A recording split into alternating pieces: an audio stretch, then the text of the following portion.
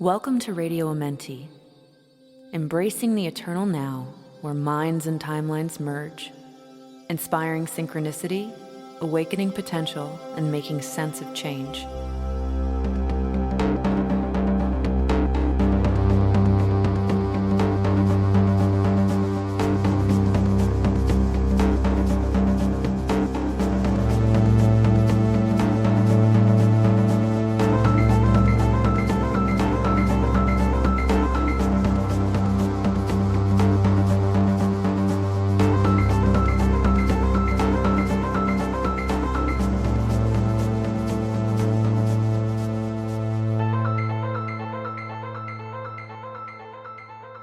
Hey everybody.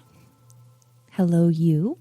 I hope that you're having a great week so far and that this entry into fall has been a nice shift in energy.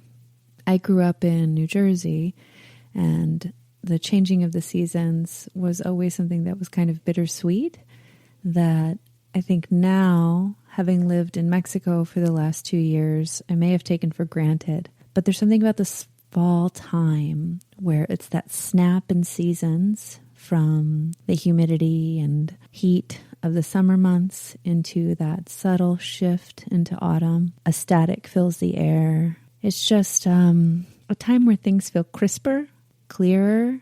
We start to buckle down and have that little transition point until we get to winter cocoon.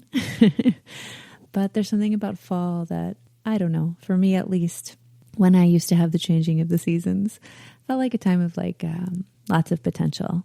That's probably also subconscious programming from back to school year, you know, what's ahead in the curriculum of life, all that. So anyway, I hope your foray into fall has been fruitful thus far. Today, I am really psyched to share a swapcast episode that I did with my friend Yoshino, who is the co-creator of our Artist Decoded Tarot deck that came out a few months ago through Running Press, but is also the host of the Artist Decoded Podcast, which is of the same name, and why we so aptly named the deck what we named it. So Yoshino and I recorded this episode a few weeks ago with Erik Davis, who is an incredible mind exploring all sorts of magic, mystery, liminal realms, psychedelia. He has a fabulous voice that I could listen to him speak forever. This interview was a lot of fun and super mind-melty, resonant, all the things that you'd expect from a conversation of this nature. But I had asked Yoshino if I could repurpose the audio for Radio Amenti just to give Erik double the exposure and also to share this conversation with you, because some of you may not have listened to Yoshino's podcast. Anyhow, so let's talk about Erik. Who is Erik Davis? Erik Davis is an American writer, scholar, journalist, and public speaker whose writings have ranged from rock criticism to cultural analysis to creative explorations of esoteric mysticism. He is perhaps best known for his book Techgnostic, Myth, Magic, and Mysticism in the Age of Information, as well as his work on California counterculture, including Burning Man, the Human Potential Movement, and the writings of Philip K. Dick. Erik Davis also played a critical role in the documentary A Glitch in the Matrix, which is fabulous. If you've never watched it, highly recommend. If you're anything like me, I'm constantly suffering from the Mandela effect and misremembering things. And I've done enough psychedelics that I definitely have felt oftentimes that perhaps we do live in a simulation and we are just some Sims game for some pimply-faced teenager out in the multiverse.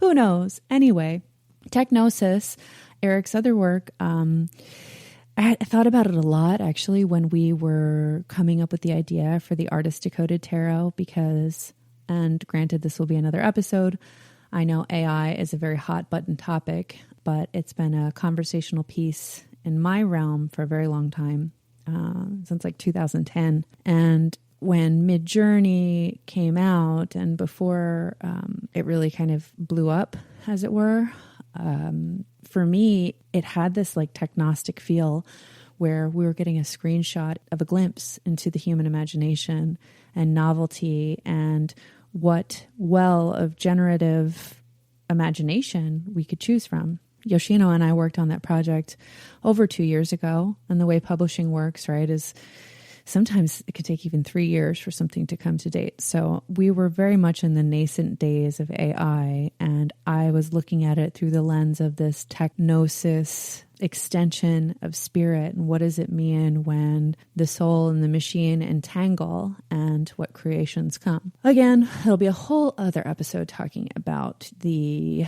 ethics and quandaries and implications of these tools and the very unfortunate misuse of artists' work. And this is not what this conversation about.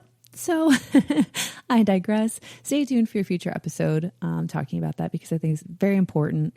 Yoshino and I actually talk about it together on his podcast in an episode where we talk about the debut of Artist Decoded and how we felt about it. But in any event, this conversation is about Erik Davis, his wonderful work, and I really hope you enjoy listening as much as I enjoyed participating in this co-hosted cohort. To learn more about Erik's work, you can visit his website at techgnosis.com. So it's tech like technology, and then gnosis, GNOSIS.com. He's on Twitter at Erik with a K, Davis, and you can also visit burningshore.com. And okay, Twitter, X, I'll never call it X. It's on Twitter. Call it X if you want. Anyway, I hope you enjoy this talk. If you enjoy what you're listening to, feel free, if you feel compelled to, rate, review, and subscribe on all the platforms so we can continue to rise and evolve and grow the show. And here we go. All right, Erik. Well, thanks so much for joining us. Really appreciate you taking the time. Absolutely. It's fun to be here.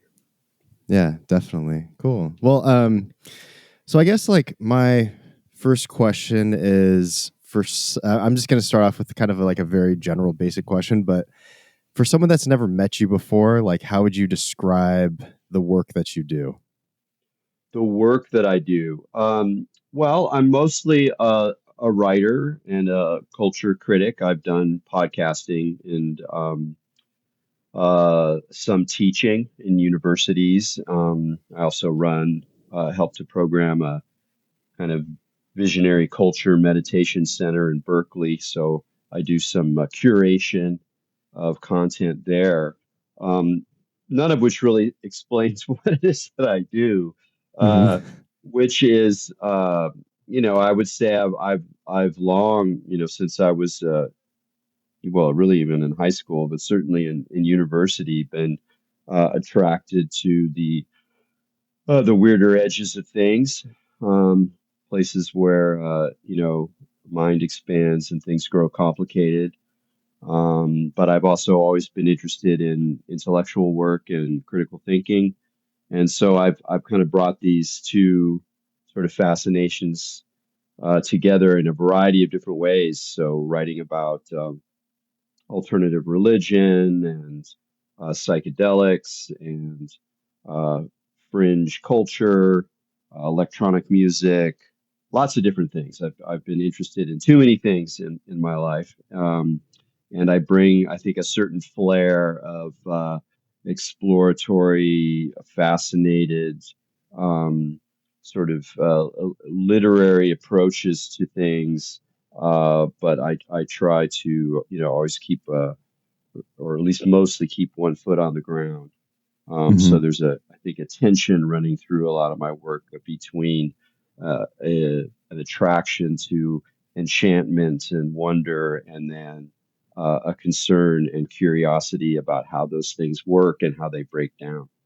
And how exactly do you decide to focus your attention on one specific subject or one project? Because I know, for instance, in Techgnosis, I've heard you speak of it as being sort of like a transmission to you in the late 90s, I believe. And like, I'm curious, just for those who are interested in a lot of what might seem as disparate kind of elements or subject matter, like how do you particularly focus on like one thing to write a book about, for instance? Yeah, that's a really good question. And to be honest, it's something that I've wrestled with my whole life. When I I left university after my bachelor's, and I became a freelance writer. And one of the things I loved about being a freelance writer, this was in the early 90s when you could still kind of make a living as a culture critic. So I wrote about music and television and movies and books and events, and did some travel writing, and I really liked that because it enabled me to write about a lot of different kinds of things. And so if I was writing about heavy metal one week, and then the next week I'm writing about animation, and then a week later, it's like I was able to kind of handle all this too many interests that I've had. And I think it's something that a lot of people have.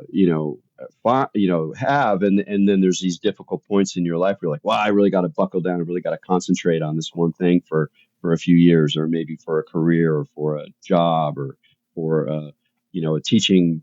I'm going to be teaching poetry. I'm not going to be teaching film. Or whatever the kind of narrowing happens, and that's really sort of natural. And it's also if you're trying to like build a career, you don't do what I did, which was to like write different kinds of books about different kinds of stuff. And so it's not the smartest move. It's harder to brand.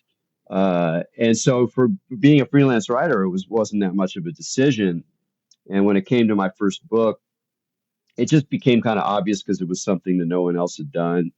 And I had all this material that I had been collecting for years, just little interesting moments where technology and fantasy and speculation and mysticism all kind of collided in some way, either historically or in contemporary culture. And I just was fascinated with it. So I had this huge amount of material. So once that kind of got going, I became kind of obsessed, and then I didn't have too much choice in the matter. And that's an interesting thing that has changed as I've gotten older. Is when I was younger, I was more likely to sort of become obsessed and fascinated with things, go down rabbit holes, become voraciously interested in a particular topic. And so, that would line up with my writing. And so then I could just get really obsessed for a month, or 2 weeks, or a few months on something. And then it would lead towards a paper or a project. And I still work like that to a certain degree, but the obsession doesn't work the same. It doesn't have quite the same drive or energy. It's a little more, there's more space around the things that I'm going to set my mind to. And so in a way I've come around again, because one of the main kinds of writing that I do now is for my Substack. I've been doing Burning Shore for, I guess, about 4 years now. So not too long. And I had done a podcast before then, and that was also similar, where every week I had a different guest and I was a different topic. And so I had an opportunity to feed my eclecticism. And so, I can kind of do that now with the posts that I do for the Substack. So I really like that kind of writing and that degree of commitment. When it comes to books, it's a little harder because I know I'm going to have to, be there for a while. But in all the cases, it's mostly made sense and hasn't been too much of a question. I still have, but I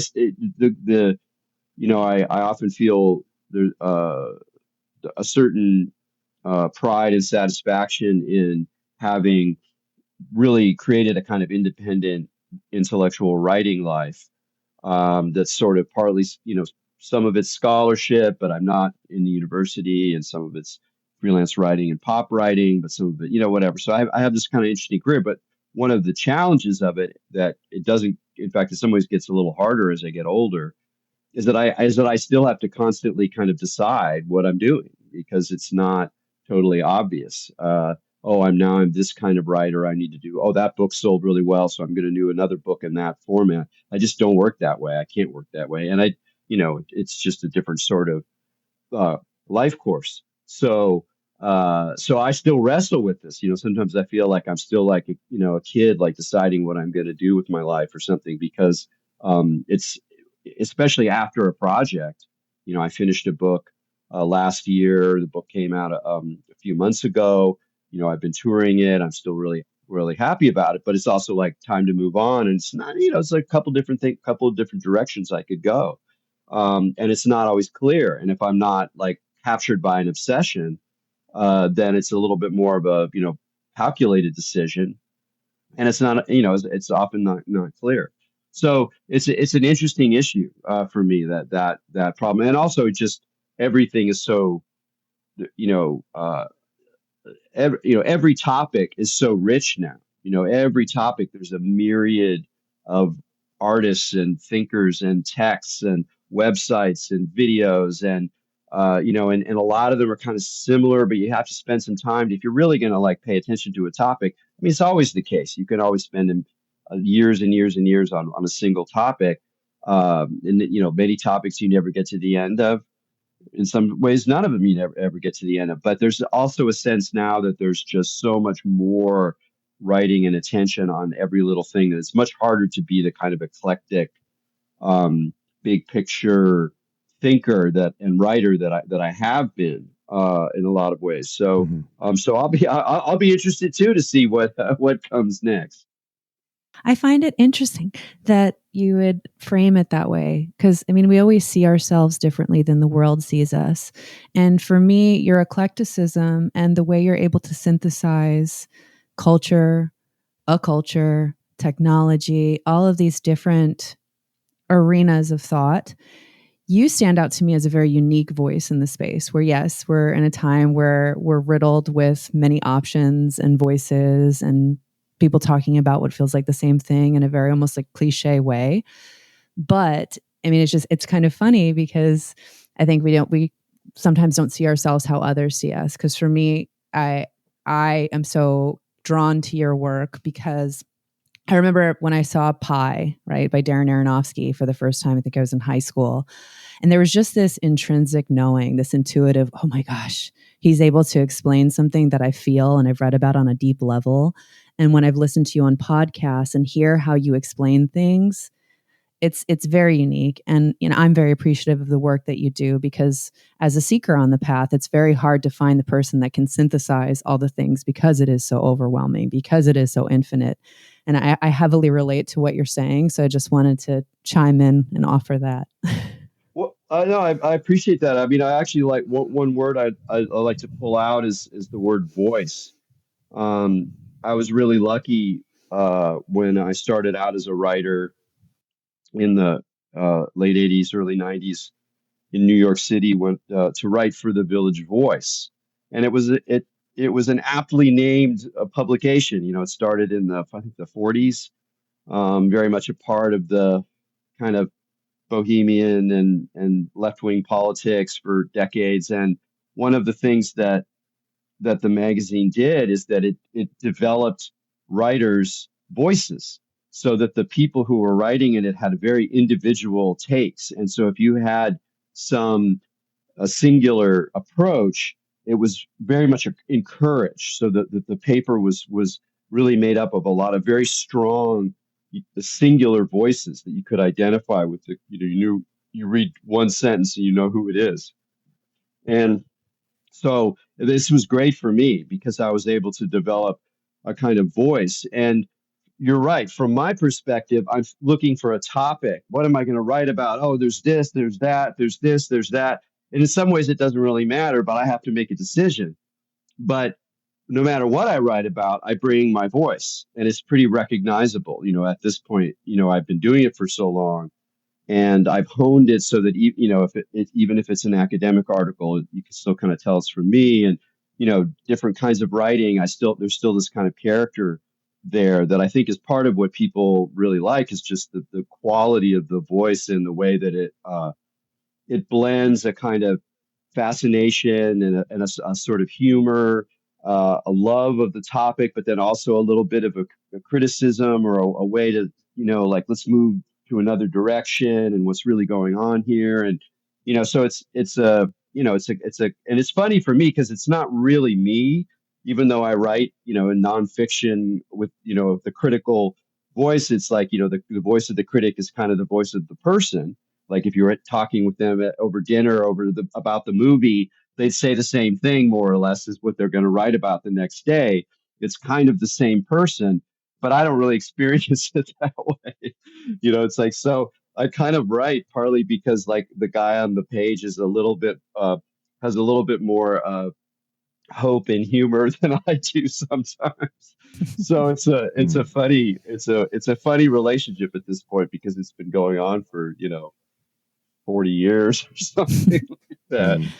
Uh, On that path, though, I'm curious, as you say, like, okay, kind of maybe it's like when the muse hits or when you pick the topic, have you found, because, it seems to be a common thread, like this illusion of choice or free will, right? Where, like, say, okay, this is the book I'm going to write. And then the next book, have you found it kind of become this meta path where it all builds on each other? Because I'd imagine, you've been writing about this stuff for a very long time. And now we're entering this decade of AI, spirituality, conspirituality, this kind of like swirling of so many things that you've been following for decades. And do you look back and say, wow, I kind of built off of all these things in a perfect way? Or I wonder how that kind of manifests for yeah, you. there is an odd sense that's both satisfying and a bit confusing. Because to be frank, I was always used to writing in and about the margins. And it wasn't just the topics that interested me, but the fact that they were marginal, because interesting people found their way to the margins because that was not the main source of social capital. So to be, whatever, into punk rock when you were a teenager, or, being interested in psychedelics in the 1990s was a sort of marginal pursuit, a subcultural pursuit.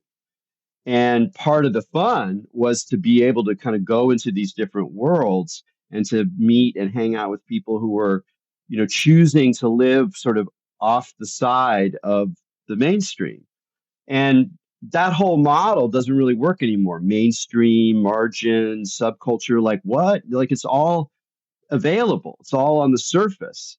And, people go certain directions and, avoid other directions. It's not like it's all one thing, but that older way of organizing the kind of middle of the road and then these fringe pockets has really just transformed with the internet and with the kind of embrace of all of these marginal things now, so that you have the New York Times being very glowing about psychedelics, and they're they're running articles about UFOs, and everybody knows about Bigfoot, and you can make a movie about Bigfoot's family. I mean, it's just all this stuff is now kind of just there. It's just on the surface. It's in the flow, and so on the one hand, it's like kind of remarkable that I've been doing all this work, and it's still, a lot of it's still relevant. Like I've been the last a few months with some friends.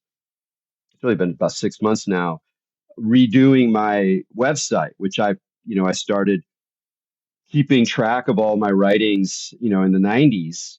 And it's the same name, techgnosis.com. I've had it forever. And it's gone through a few revisions, and we just did another one for a variety of reasons, some of which were just technical, involving old WordPress and such. But I said, oh, let's try to make it more of a kind of uh, like a sort of magic 8-ball archive. Like let's play with the fact that there was stuff that I was writing about 20 years ago that's relevant now, because now people are into it in a different way. And it's really strange. So there's like a feature on the website where you can just roll the dice and you can just like pull out, because I have like 750 items on it with podcasts and interviews and a lot of writings, some for magazines, some for just the internet. And it's, a lot of it is still kind of resonant, because I wasn't really writing about like his news items. It was a little bit more about capturing a vibe, or invoking a figure, or playing with an archetype, or sort of finding the elements in popular culture and in technology culture too, that could resonate. I've always been really interested in things that resonate. But things that resonate across time. That's why we can, read something like The Lord of the Rings, and it doesn't seem old. It just seems timeless, or in some other domain, or that we can still use tarot cards that have images that were drawn in the late 19th century, but they work for us even if they're still kind of from the past, because they resonate differently than something that's like an article about the first Crimean War or something. I mean, it's like totally embedded in history. It might resonate because we're going through some other kind of a political situation that has some similarities, but it's different than the kind of archetypal or figurative resonance that I have. So there's a lot of these once obscure stories are now just quite relevant, and in some ways sort of sometimes a little disturbingly. I mean, conspiracy theory was fun in the early 1990s. It's not fun anymore. It's grim. I mean, you still got to pay attention to it. It's still fascinating. It's fascinating to see how it's changed and how these elements get repurposed. So from an intellectual point of view, as someone who's interested in conspiracy theory, a lot of it's very interesting, but it's not fun in in the same way anymore because of its implications. So a lot of this stuff is also like has gotten a little more confusing. Like, psychedelics, it's it makes sense that people are really fascinated by them, but the amount of hype and the amount of hustle and the amount of Instagram gurus and the amount of bullshit and fantasy and lack of real embeddedness in long, standing lifelong practices, communities that have lifelong commitments to these things. It's very noticeable and a bit, you know, unsettling, disturbing, confusing. Even though it's something that I find really fascinating, highly valuable, quite worth one's time. So it's a funny time that way for me. Yeah. And how so how would you suggest for people to be able to sift through that mud, for lack of a better term? Like I actually have this quote that I pulled from your book, from Techgnosis. And do you mind if I read it to you? Read back to you? No. Okay. So the situation is not likely to improve. In the old days, at least, you could see or even touch the latest machines as they made their way through the world, grinding up raw materials, assembling objects, blowing things up, and racing across the surface of the planet. It was easy to understand that these contraptions were machines, exploiting perfectly natural forces through clever arrangements of mechanical parts and guileless forces of energy. But today's digital technologies have reached the beachhead of the incorporeal, with the smallest components on some chips shrinking below the wavelength of visible light. Microtechnologies reorganize matter on the scale of silicon grains and genetic base pairs. They invade and inhabit the body. They sculpt vibrating streams of electrons into complex, invisible architectures of logic and information. 20 years ago, you had half a chance of fixing your car. These days, with computer chips and miniature sensors scattered through the vehicle like chunks of fudge in a tub of Ben and Jerry's. I love that, by the way. You need some serious tech just to hack the nature of a glitch. The logic of technology has become invisible, literally occult. Without the code, you're mystified, and nobody has all the codes anymore.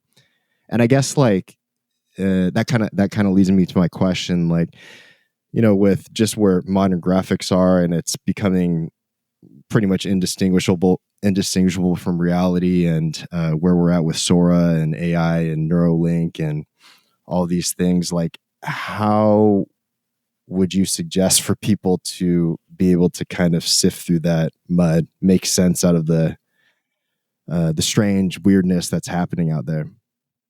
Yeah, I mean that's the $60,000 question or the $2 million question. I don't know how the inflation is working on that ultimate question there, and I certainly am struggling and wrestling with this as much as anybody. Partly because I've kind of seen something like this coming for a long time. I mean, when I look back at my work, or looking back at something like Techgnosis, and I read some more of those, call them apocalyptic passages, kind of prophetic passages, And then I think about what things were like in, 1996 when I was writing the book or something. And I'm like, yeah, man, get ready. Like you ain't seen nothing yet. So in a way, I feel like that's part of also what makes some of my writing relevant is that I'm kind of looking forward to this moment, the sense of kind of radical transformation, a sort of breakdown in our conventional kind of reality structure, the sort of return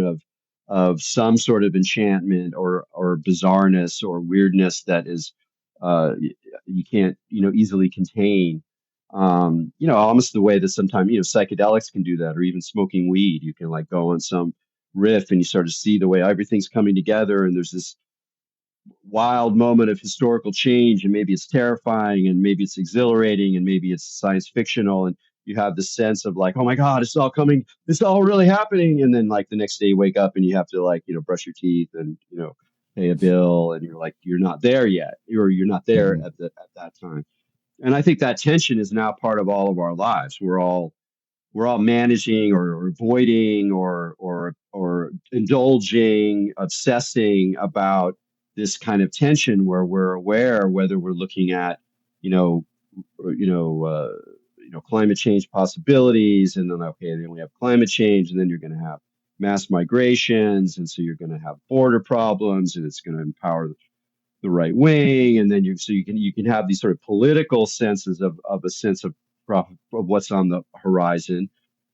And then there's all this technology stuff, which is harder to, but in a lot of ways, even harder to kind of wrap your head around because we don't really know what it means. And hype is part of technology, like, or part of what we like to say technology. I mean, like the digital media world, which of course there's all sorts of other technologies that are going on that are really remarkable, like all the stuff happening in material science is extraordinary, battery technologies and things like that. But unless you're just sort of into that or it's your business, we don't really think about that as like, oh, technological change. But there's some really significant things happening in like material science. But usually what we mean is this kind of like media machine that we're embedded in now, and we don't know how to get out of it. And now there's AI in it, and now there's like these simulation machines, and and it's really it often feels like it's just at the edge of some kind of radical transformation. But it's always important to remember that story itself, that sense of like something being just on the horizon that's about to change everything, that is part of the hype cycle itself. It's also part of the story that the technology tells about itself to get you to think it's so important. And it is important. And these changes are happening. I'm not saying it's all hot air, but our own kind of freak outedness is in a way part of the story as well, part of the stimulation as well. So, even if it seems like a bad way to sell AI, to like admit that a lot of the people producing it are terrified that it's going to destroy human civilization as we know it, it also is a good, advertising. It's a good way to like emphasize how important this is and how significant these people are and how significant this work is. And there are naysayers. There are people like going, it's like, yeah, no, it's important. It's going to be a big deal, but it's not quite what we're doing. And that's one of the things I wrote about in Techgnosis. That's a really important lesson, is that if you go back and you look at like technologies that for us now are just basically nothing, like there's no transformative potential, let's say, of the telegraph, right? The telegraph, like in westerns, beep, beep, beep, beep, beep, beep, they're sending the signals down the wires, ahead of the train or something like that. It's like so archaic for us. But when that came out, when the telegraph hit, it was the first time that people were able to transmit messages electronically, and so nearly instantaneously. You could have the Morse code, being signaled in New York City, and it's getting picked up in Baltimore, essentially at the same moment. A little bit of a lag. This just blew people's minds, right? This blew their minds, and they're like, "Oh my God!" And you go, "The whole world of time and space is shrinking." And you read this rhetoric, and you're like, "How could they? They're talking about the telegraph, man. This is not a big deal." So there's a way in which when there are significant new technologies, and again, I mean, AI is very significant, it's no joke. But there is also the feature that when those things are begin to happen, and when they're also hyped and bought and sold, and become part of the economy and part of the attention economy and the narrative that we're all embedded in, then your own like hopes and dreams and fears and prognostications are also kind of part of the story. So there's always the invitation to pay attention to the stories that you're telling yourself.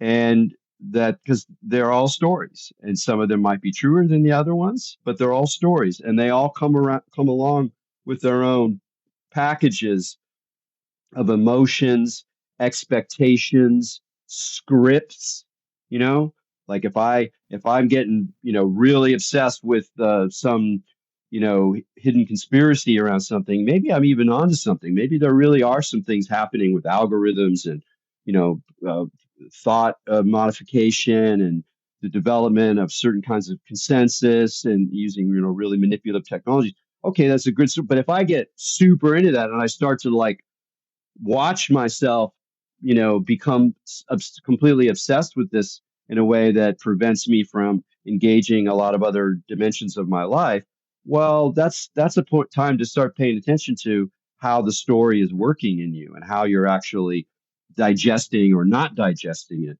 And, so in a way, it's like, it's important to keep a dimension of a self-reflection about what is attracting you, what is terrifying you, what is obsessing you, what's connecting you, because it might be hard to find out the truth of the matter. So it's like the idea that we're going to be able to navigate the noise and come up with the true signal, good, well, let's do our best. And, and then the other factor I think is it's really key going forward is to really how to say this, like put a lot of energy into your best friendships.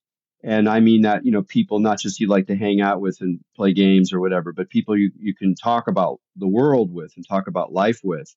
And whatever those networks are, and they can be online, but in my experience, they need to have at least part of the time some kind of in-person connection, is that you build a sort of like collective group mind that is collectively able to withstand some of the craziness better than you can do on your own, or you can do on your own just connected to the wide 24/7 babbling mind of the internet, which is where a lot of people go to get their sense of connection or whatever. And you can find group zones and like discords and things where there's more of a sort of tucked in kind of a more pocket, like a pocket of minds being able to talk about things, assess the value of, collectively filter the value of incoming information, and those can get pretty insular and sometimes delusional as well, which is why for me, it's like the model of the friend is still a really key one to keep a handle on, because a friend isn't just about helping to navigate the informational world. The friend is also someone you go to with difficulties, or you support them when they go through difficulties. It's someone you have fun with. So the idea that like friends are